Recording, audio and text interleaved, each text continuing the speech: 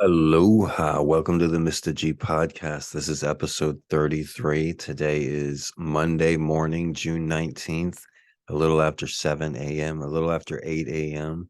It's 75 degrees here on the outskirts of Chinatown in Honolulu, Hawaii, the largest city in the Pacific, the gateway to the Pacific. On today's episode, we're going to be talking about one of the great universities in the United States, UCLA. On tomorrow's show, we're going to be talking about one of the great private schools in the United States, UCLA's in-town rival, USC. We're going to talk about famous UCLA graduates and famous USC graduates tomorrow. But today, famous UCLA graduates, UCLA history and traditions, and a lot of fun facts about UCLA that I'm sure you did not know. Personally, I'm not a UCLA graduate. I went to the University of Texas in Austin.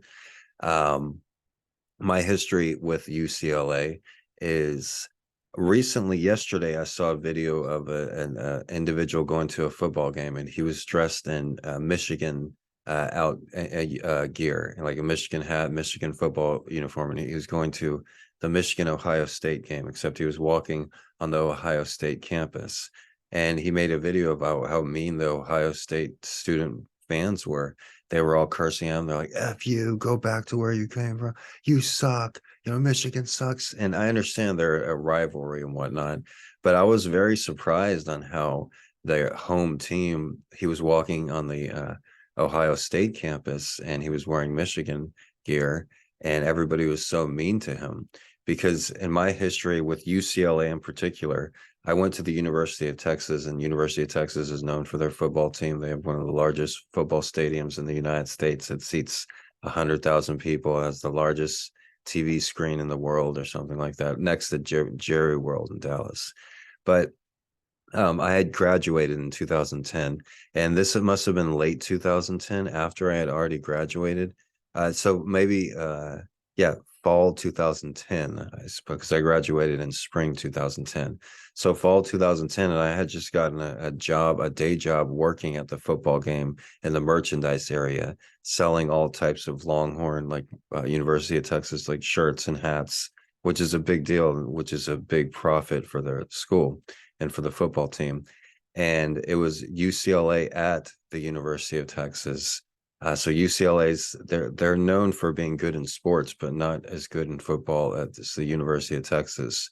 But in this particular game, UT Austin was having their football team was having Longhorns were having an off year, and UCLA got the better of the Longhorns, and it was pretty much a blowout. The UCLA Bruins were blew out the Longhorn football team, and they were up by like 20 points at halftime, and by that time, by the third quarter started, it was basically already said and done.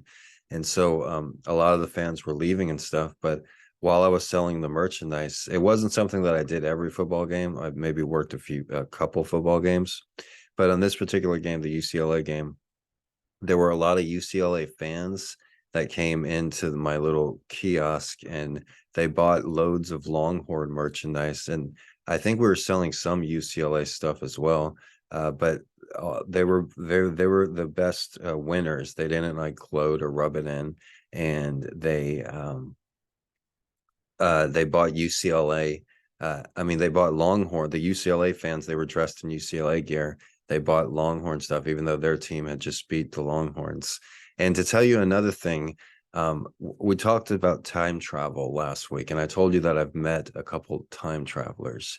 And if you wanted to meet any particular person in history and you wanted to know where they were at any particular time, you would use an event like that. So me on this podcast, broadcasting to the world right now, I let everybody know through the entirety of history and the future that on this day, on this Saturday, I worked in a kiosk on the day that UCLA played the University of Texas in Austin in 2011. So if you want to know where I was at this particular moment, at this particular time, if you were a time traveler and you wanted to speak to me and you wanted to talk to me, that would be a good spot to pick out. And we'll get to that in another episode, but I have much respect for UCLA. because of the time travelers I've met from there, but also because how respectful the other people that bought University of Texas merchandise were. And like I said, I saw that video on TikTok yesterday on how rude the Ohio State fans were, just throwing things at the Michigan fan and being just rude. And that's something that would not happen on the 40 acres campus where I went to school at the University of Texas. So we're not going to do any Michigan episodes on the Mr. G podcast. We're not going to do an Ohio State episode on the Mr. G podcast. We're going to talk about UCLA today. Tomorrow, we're going to talk about their in-town rival USC. And on Wednesday, we're going to talk about the University of Berkeley. And as far as public institutions, public universities in the United States goes, as far as public Ivy League schools, University of Berkeley is the most well-known. They probably have the most Nobel Prize winners.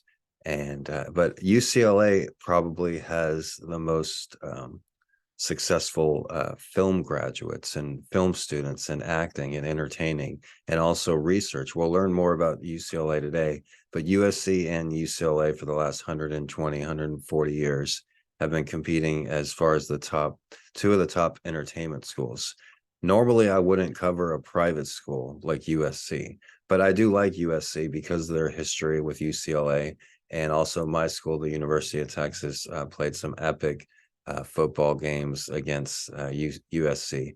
All three teams are known for being great in sports. We'll talk about UCLA's dominance, in particular college basketball. UCLA had a dominance on college basketball with Coach John Wooden, more so than any other sports team in history, probably. USC has been, good in football and including reading recent years.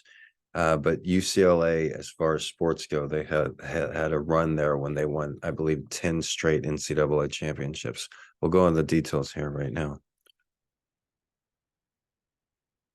So like most state universities, they started in the 19th century, in the 1800s. The University of California in Los Angeles actually started as a teacher's college.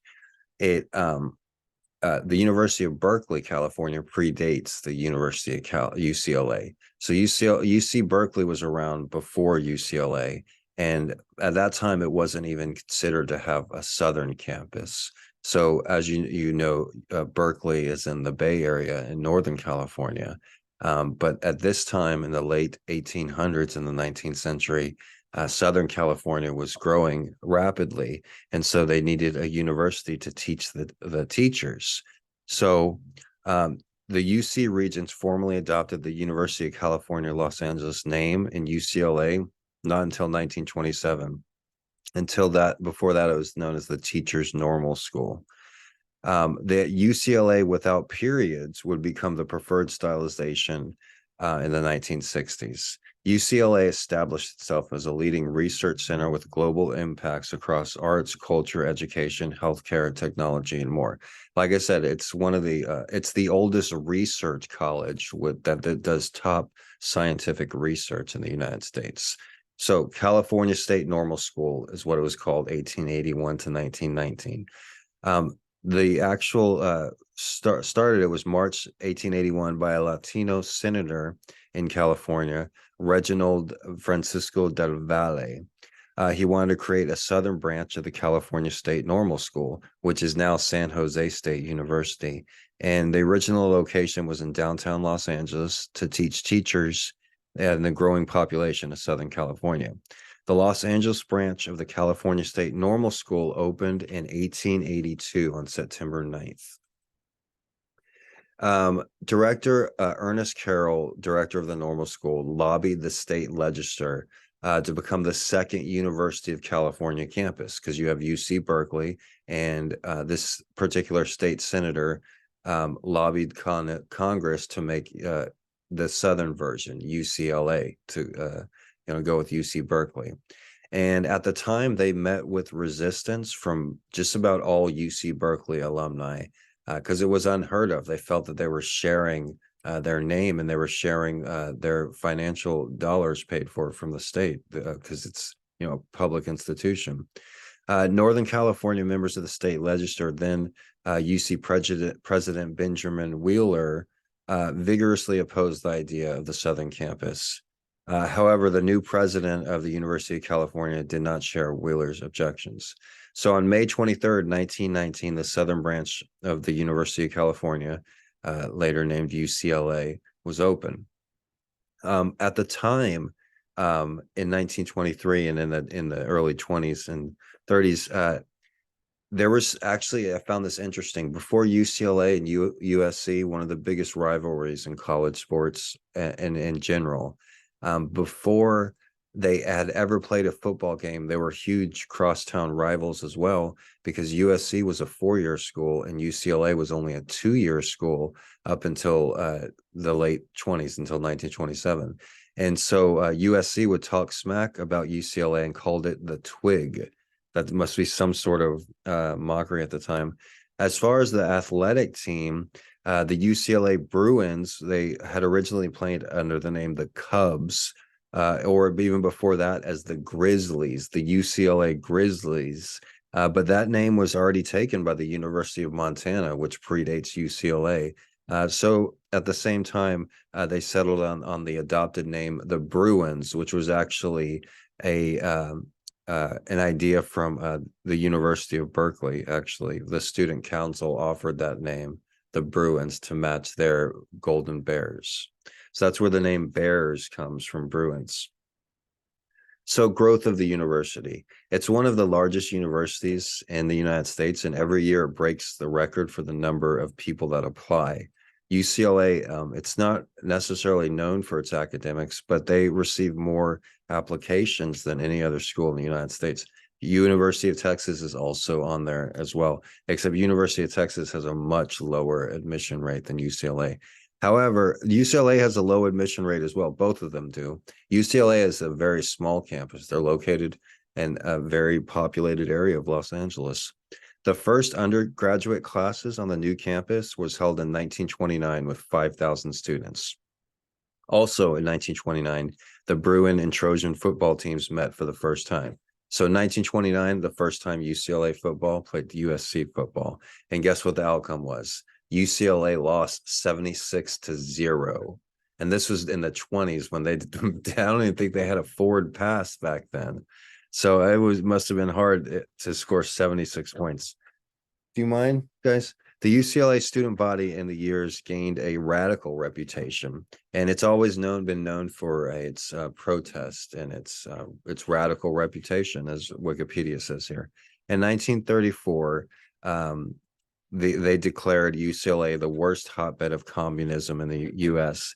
and suspended 5 members for using their offices to assist the revolutionary activities of the National Student League, a communist organization. In 1934, UCLA received its first major bequest, still one of the most generous in its history, the William Andrews Clark Memorial Library. The rare books and manuscripts collection includes some of the world's largest collections of English literature, history, and fine printing. Now, I want to touch on this. The school that I went to, the University of Texas, they had actually one of the largest record and CD collections in the United States of any university. UCLA has one of the largest library and book collections, including CDs and records, but also books and audio tapes and a lot of rare items as well. UCLA is known for one of the best libraries in the world. UCLA during World War II, on December 7th, 1941, with an airstrike on Pearl Harbor, right down the street from where I'm at right now. It immediately put the campus on a wartime basis, and curriculum was changed to assist students who were entering military service. Male enrollment during this time dropped almost 50%, and a service banner hung for 4 years that had 5,702 stars. 151 were gold for Bruins who had lost their life. However, the numbers were actually much higher. Before the war ended, veteran students on the GI Bill began to trickle into UCLA as across the United States. And by 1947, 43% of the student body at UCLA was male. which is a big increase during war years. In conjunction with the building boom that happened, along with the baby boom, the UCLA medical and law schools were established in 1946 and 1947, and the Department of Theater also in 1947.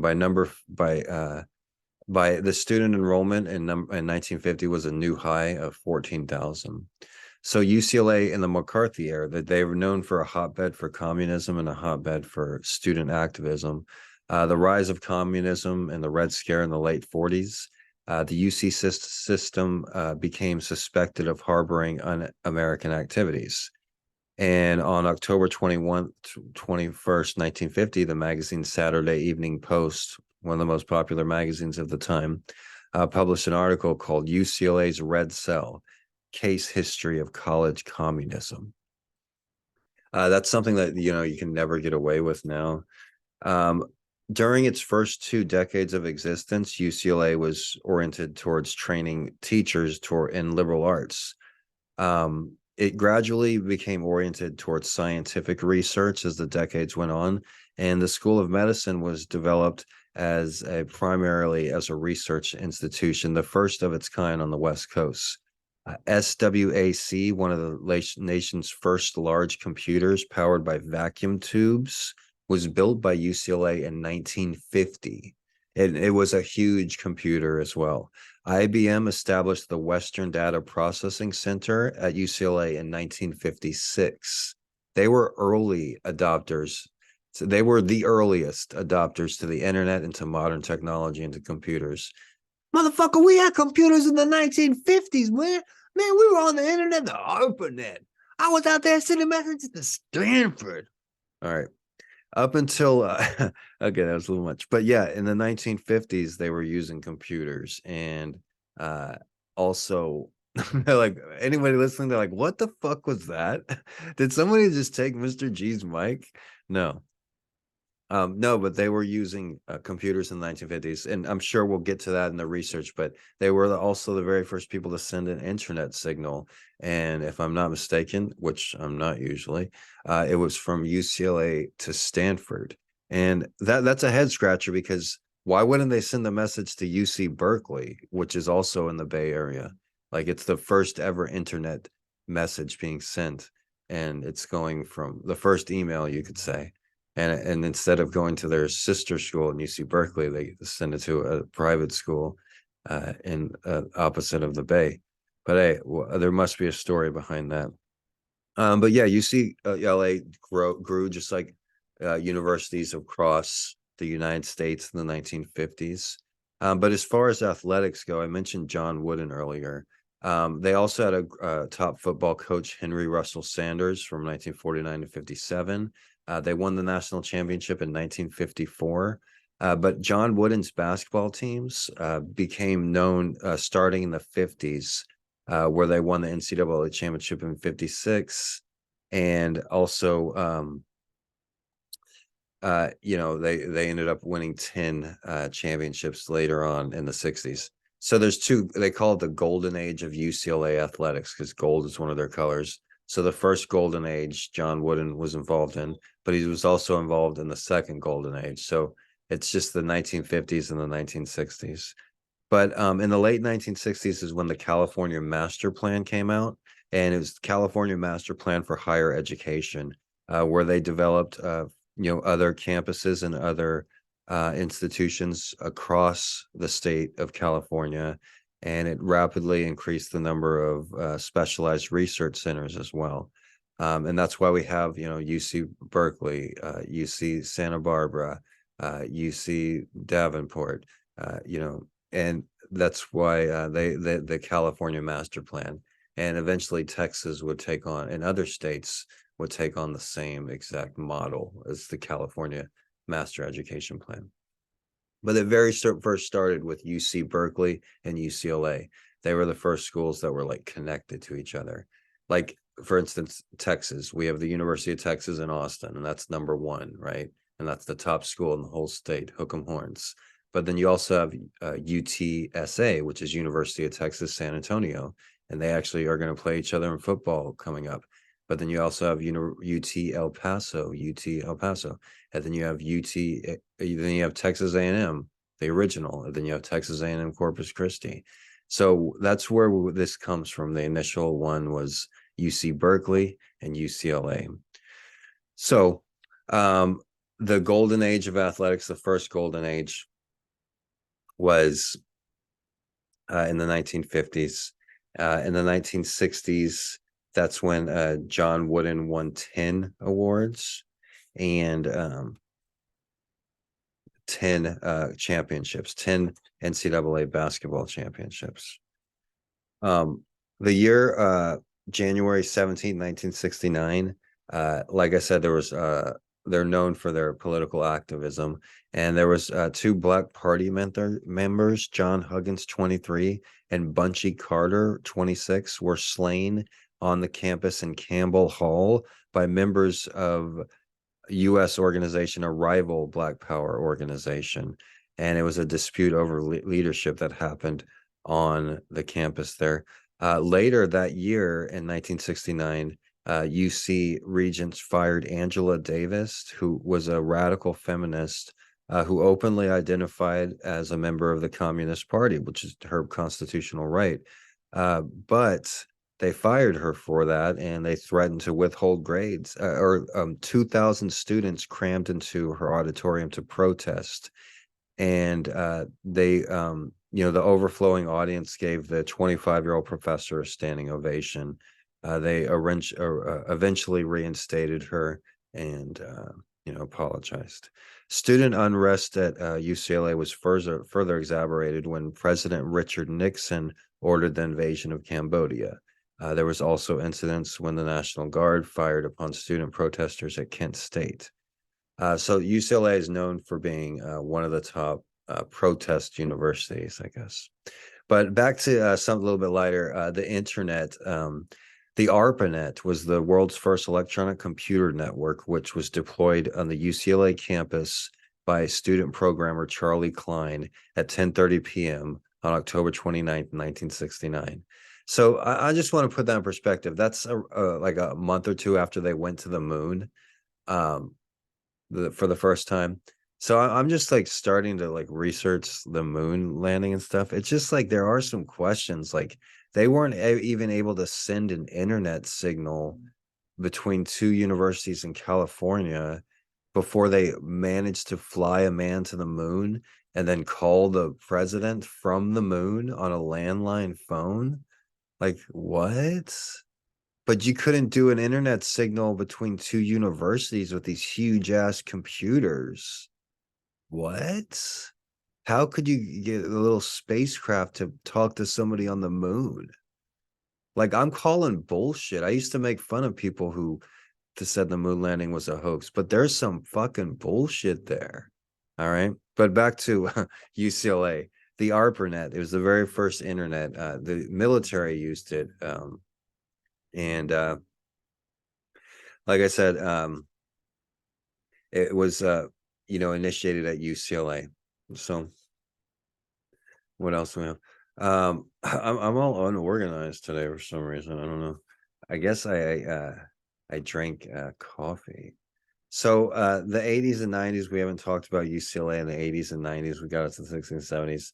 1981, the UCLA Medical Center became known because they diagnosed the very first AIDS patient, and they came up with an affliction later to be called AIDS.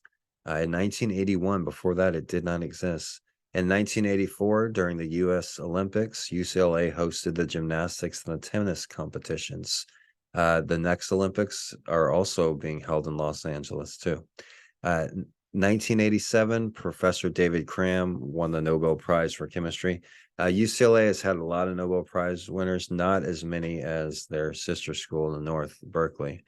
In 95, 2001, and 2004, Mother Jones Magazine named UCLA as a top 10 activist campus, which says a lot of, you think about all those liberal arts schools and everything like that. Personally, I've been to the UCLA campus. I've driven through there a couple of times, and it's a nice campus. It's right there in the city center. So I wouldn't say it's in the dangerous area. A lot of college campuses, especially state schools across the United States, they'll be in the middle of the state and there won't be anything around them except that university. It'll be a quote unquote college town. But sometimes, like you look at the University of Nebraska, which is like right in the middle of Nebraska, and there's supposedly nothing around. And so everybody that you see in the neighborhood or at the store or at the bar or at the restaurant, they're associated with the university in some way, which kind of makes it feel like a community in a lot of sense. But then you have schools like the University of Texas that's in the city of Austin, and it's in the city center of Austin. So, basically around the University of Texas, it's college area, college students, college employees, university employees. Uh, but somewhere by the University of California, Los Angeles, one of the smallest schools and one of the smallest state universities, it's like right there in the middle of the city. From the few times I've driven through there, and it's just so congested and everything. And it seems like you have to have other things going on. Like you have to have a job at a restaurant or working in an office, or you're in the city of Los Angeles, and not everybody is involved with UCLA, and some of them, may not even like UCLA.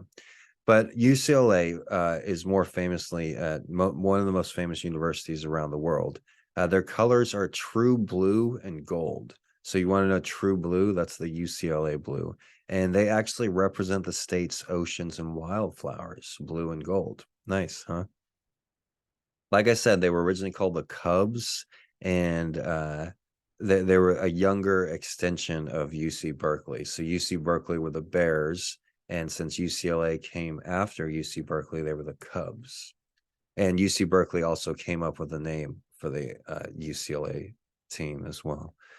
They actually used to use a live bear on the field during UCLA home football games until animal rights organizations in California, ordered it to stop, which is understandable. You don't want a live bear running around. It's going to grab a cheerleader and just monster her up. So they switched to the costumed bear. And one thing the UCLA, I actually like USC a little better because their mascots are kind of lame. They have the two bears, UCLA. They have Joe Bruin, and later on they added Josephine Bruin.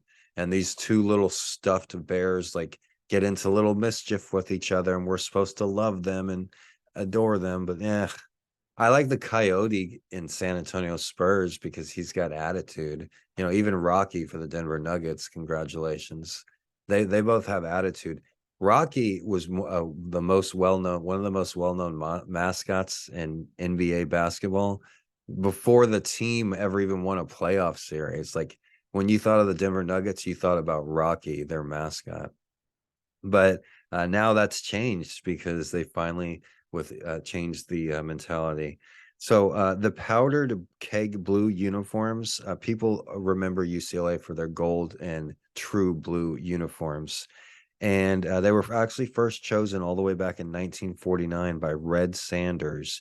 And he even came up with the idea about the gold ribbon around the helmet and the shoulders to make it stand out from other teams that also used the colors blue and gold.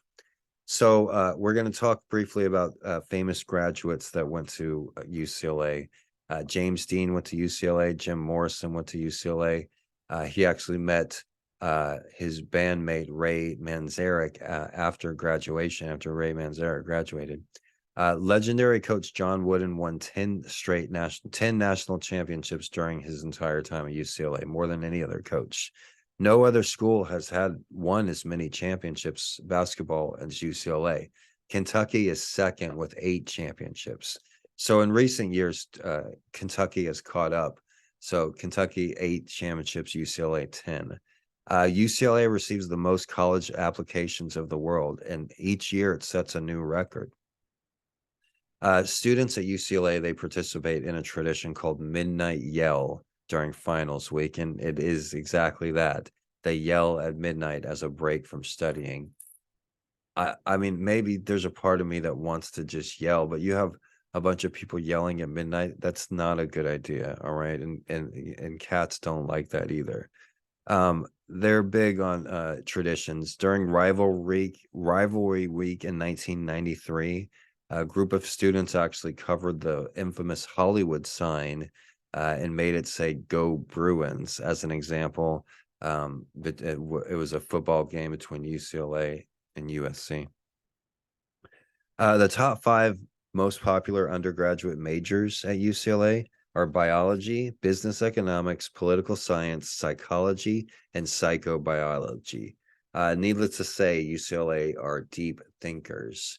Like I said, it's one of the top science institutes and one of the top research institutes.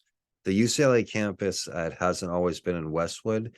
It used to be the city where now the Los Angeles City College in Hollywood, but it moved to Westwood in 1929.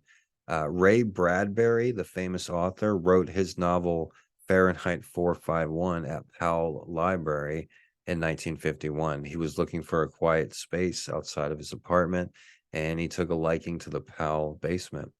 UCLA, like I said, is one of the smallest UC campuses. It's the second smallest. Because of its location, it's in a dense part of one of the largest cities in the world. UCLA, it's only 419 acres, and it's just 10% the size of the largest UC campus, UC Davis, which is over 5,000 acres. So UCLA, less than 500 acres. UC Davis, 5,000 acres. UC Davis is a campus 10 times as big. UCLA's award-winning newspaper, the Daily Bruin, is the 3rd most circulated newspaper in Los Angeles. Similar to the newspaper that I worked for in Austin, the student newspaper, the Daily Texan. The Daily Texan is actually the most circulated college newspaper in the United States. Sorry, Daily Bruin, but I got you beat there, all right? University of Texas is the most circulated college newspaper. What famous people we mentioned? Jim Morrison went to UCLA. We mentioned Ray Manzarek went to UCLA. So every time you hear those Doors songs, they're singing about UCLA. All right, the most famous alumni. Like I said, they're known for their theater, film, and television, but they also have one of the top schools of dentistry as well. James Franco went to UCLA, but if you research this a little bit, they kind of just like there's just pictures of James Franco just sleeping in all of his classes, and it's like he registered for a bunch of classes, but always reports that he never even attended. Some courses he didn't attend a single day, and the instructors didn't fail him, and they just kept passing him and letting him graduate. And so he ended up getting PhDs from UCLA. And that kind of like, cheapens the degree for regular students when you're just giving this actor guy like 5 PhDs or something just because he wants them. And what about the people that actually worked hard for them? What about the people that spent sleepless nights studying for tests? That makes me glad I did not go to UCLA. And hearing that, I would never want to go to UCLA. They just gave this actor, because he was already a famous actor, and he just decides to, oh, I want to have a PhD in English, and I want to have a PhD in theater, and I want to have a PhD in science. I have and he doesn't even go to the classes. He doesn't even do the work, and they just give him the degree.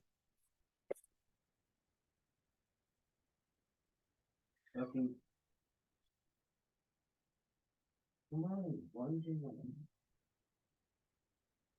Lucky has to interrupt my podcast because she is jealous. I have a jealous kitty cat. So yeah, James Franco. One thing, let's not mention him. He has a pretty bad reputation too. John Williams, though, received his PhD in economics at UCLA. You may not think of John Williams as, top doctor of economics, but especially because what he did as a composer between Star Wars, Jaws, E.T., Raiders of the Lost Ark, Jurassic Park, Harry Potter. He actually has 49 Academy Award nominations and is the most accomplished movie composer. There have been other movie composers as well who have followed in his footsteps and attended UCLA. Some of the top music composers in the world come from UCLA. The city of Los Angeles has always been known for producing music, and UCLA, I'd say, like I said, the Doors and a bunch of other famous musicians as well. So another famous UCLA alumni is Jackie Robinson. And Jackie Robinson, first Black American baseball player, He led the tradition of segregation in sports, and he actually played baseball, track, football, and basketball for UCLA. In 1939, he became one of the first Black players on the UCLA football team. And so a lot of people remember Jackie Robinson for what he did in Major League Baseball, but he also, like I said, UCLA always being historically one of the schools for civil rights, for activism. And Jackie Robinson was the very first African American, the very first Black football player on the UCLA football team. That's something that you do not hear about a lot, and it needs to be known. Another great UCLA sports player that was also that is also a great writer is the great Kareem Abdul-Jabbar, who played under Coach John Wooden. Kareem was 7'2" and ended up playing in the NBA, scoring just about more points than any other player of all time. And he altered when he was one. He also became a political writer. Kareem won 3 consecutive championships at NCAA, and he received his degree and ended up writing about racism and politics. I'd encourage anybody to check out Kareem Abdul-Jabbar's writing and his spoken word, which is really great. Like myself, if you were to ask Kareem Abdul-Jabbar what he does for a living, he would say writer. He wouldn't say former professional basketball player. And same with me. Despite me feeding 100 street cats every morning at 3 a.m., what do I do for a living? I'm a writer. Okay, now it may not be a household name, but in 1985, Taylor Wang, UCLA graduate, became the first Chinese American astronaut. Taylor graduated with 3 degrees from UCLA, and he holds many U.S. patents in different science subjects. Ralph Bunche is very well known. He was the first Black person to win the Nobel Peace Prize, and he was graduated from UCLA as valedictorian as well. Actor, comedian Steve Martin transferred into UCLA all the way back in 1967 as a theater major. However, he ended up dropping out without a degree. You see a lot of students, they end up dropping out, and you always hear he dropped out with only 1 credit left. He dropped out and needed only 2 credits left. And normally that's because there's one particular class that you just cannot get through. And with me, the last class I needed was Spanish 4th semester. And so that was the hardest class. I needed that one class to get my degree. And I wasn't going to stop until I had that credit. But other students, I remember I knew this girl and at the University of Texas, and she was a great student. She was in the honors program just like I was. And she had every credit that she needed for a science degree, except for the 3-hour speech credit. And she didn't have the speech credit because she did not like speaking in front of people. She was very shy. Very sweet girl, though. If you're listening, Tommy, she called me Tommy. Tommy says hi, April. All right. I think that was her name. I'm sorry, but sweetheart, Tommy here. Tommy loves you. Tommy loves you, baby. Tommy loves you. But yeah, she didn't receive her degree because she didn't want to take that one speech class, which is sad. All right, another famous UCLA student, Mila Kunis. Mila Kunis, she was on the 70s show when she was like 14, 15. So I guess she attended UCLA after that. Oh, people pretended like they didn't know who she was. It says she only attended UCLA for 1 month before dropping out. Oh, I would have never guessed it. Famous actress, goes to you. Famous actress from that 70s show decides to be a student at UCLA. All right, next up, like I said, they're known for their musicians and their composers. Another great UCLA musician is Randy Newman. Randy Newman had finished his music degree from the University of UCLA. He only had 1 semester left to spare. However, it didn't affect his future because Randy eventually won 6 Grammys as well as Emmys and Oscars. His voice is well known around the world and the songs are legendary. He's not a rock band, Randy Newman. But Randy Newman has been inducted into the Rock and Roll Hall of Fame. He's also, considered a Disney Legion after working on 8 Pixar movies. Another great composer, James Horner, who did the soundtrack to the Titanic, and he wrote the famous song "My Heart Will Go On," sung by Celine Dion, most notably. And he also is a UCLA graduate. We haven't spoken about many sports, um, but Russell Westbrook, because Russell Westbrook, you know what type of player he is, and he wasn't going to go to UCLA without getting his degree. So he played 75 games total for the basketball team, and which is a lot of games for a college basketball player, especially a high draft pick. He won honors and graduated with a degree in sports communication. Russell Westbrook is a smart individual. He may not be the nicest guy in the room, but he's a smart dude. He really is. In fact, Russell Westbrook is only the second player in NBA history to score the most number of triple doubles in a season. Um, who else? So Susan Wojcicki, head of YouTube, is also